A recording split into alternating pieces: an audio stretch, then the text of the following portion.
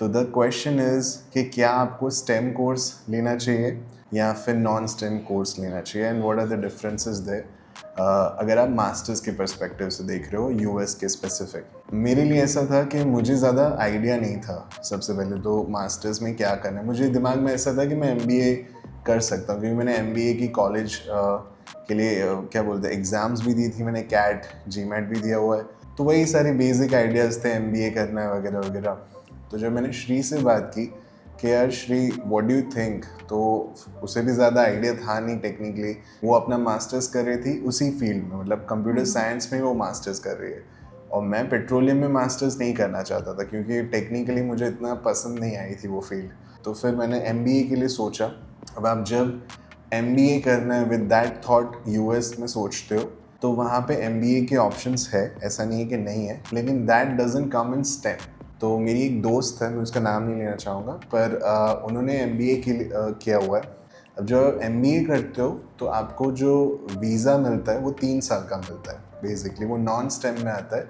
तो 2 साल की आपकी पढ़ाई होती है, उसके बाद 1 साल आपको वीज़ा मिलता है। और जब आप स्टेम बेस्ड कोई कोर्स सेलेक्ट करते हो, जो मेरे केस में था इंडस्ट्रियल मैनेजमेंट, इंजीनियरिंग मैनेजमेंट, आप उन्हें अगर सिलेक्ट करते हो तो आपको फिर 3 साल का वीज़ा मिलता है after your study. So overall आपका वीज़ा जो होता है वो 5 साल का होता है। So just from that perspective कि आपको चांसेस मिल रहे हैं और कमाने के, फिर H1B अप्लाई करने के, वो सारी चीज़ों को देखते हुए मैंने सोचा कि यार इंजीनियरिंग मैनेजमेंट ले लेता हूँ। तो फिर वहाँ पे एक और सवाल भी था कि क्या फिर engineering management is equals to MBA, but then मैंने रिसर्च की तो पता चला कि नॉट कम्प्लीटली दो, लेकिन काफ़ी सारे सब्जेक्ट सिमिलर है।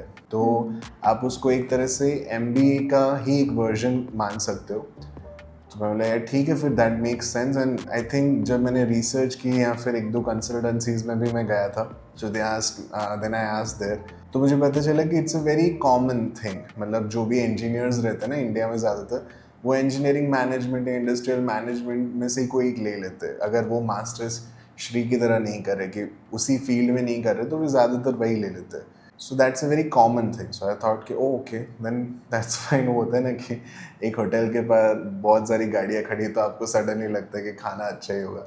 वैसे फिर मैंने इंजीनियरिंग मैनेजमेंट चूज़ किया, एंड या I guess I got the 3 year visa after my college. मेरी जो दोस्त थी, I was very much curious कि यार उनका कैसे होगा, क्योंकि जब आपका 1 साल का ही आपका वीज़ा के बाद आपको टाइम मिलता है ना, now that's a very difficult part, specially when it comes to US. दूसरी कंट्रीज़ का मुझे ज़्यादा आइडिया नहीं है, लेकिन आपको उस 1 साल में जॉब भी लेनी है, और उस जॉब में आपको अपनी कंपनी को वर्थ प्रूव भी करना है, और उसके बाद वो कंपनी आपके लिए H1B अप्लाई करे, एंड लकीली आपका उसी साल में H1B पिक भी होना चाहिए। So those were very much like, मतलब इतने ज़्यादा कार्ड्स ऑन प्ले थे कि मुझे लगा कि यार मैं तो ये थोड़ा ज़्यादा गैम्बल हो जाएगा, मैं नहीं करना चाहता। एंड आई थिंक जितने भी लोग थे कंसल्टेंसी वगैरह में, सब ने मेरे को यही एडवाइस दिया कि if you really want to go the easy way, go for a STEM course rather than a non STEM, unless you are very much into maybe a non STEM course या फिर art या फिर उस तरह से आप सोच रहे हो, एंड यू आर नॉट, वैसे थोड़ा अलग होगा ये, लेकिन आप सिर्फ वहाँ पढ़ने जा रहे हो, you don't want to settle there. Usually that's not the case with the most of us, right? We actually want to go there and work. कहीं ना कहीं तो सबके दिमाग में यही होता है कि I want to get a PR, ठीक है। तो अगर आपका गोल PR नहीं है, और कहीं ना कहीं आप बहुत ही ज़्यादा एक प्रिविलेज फैमिली से आते हो जहाँ पे आप जेन्युइनली बस वहाँ का एजुकेशन लेना चाहते हो, then this question doesn't apply to you. Of course you should pick the best course suits you, right? You don't have to work there, you don't have to live there and all, but for the most of us I think STEM lena chahiye. Another thing that I want to kind of clarify is कि वनराज जो बोल रहा था ना कि the visa would be more. Actually it's not visa, if we go by like technical term it is work permit. तो अगर आप STEM में जा रहे हो तो आपको 3 साल का work permit मिलता है Correct. with the student visa. मतलब after your studies are done ना, you will get 3 years of work permit. पर अगर आप MBA या फिर नर्सिंग या फिर कोई भी और जो नॉन स्टेम फील्ड है, तो आपको 1 साल का वर्क परमिट मिलता है.